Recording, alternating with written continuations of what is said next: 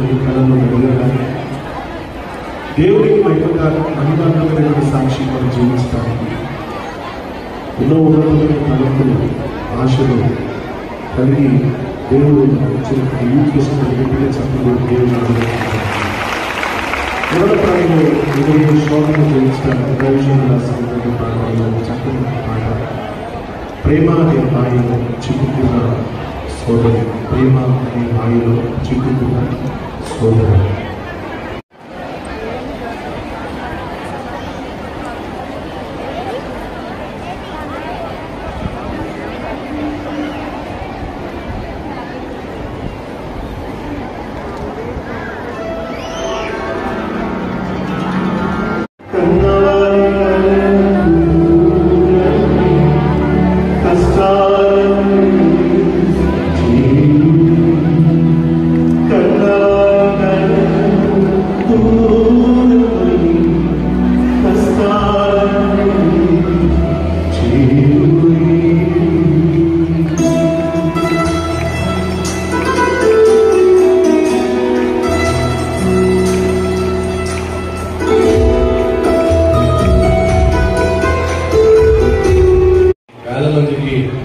భోజన ఏర్పాట్లు అంతేకాకుండా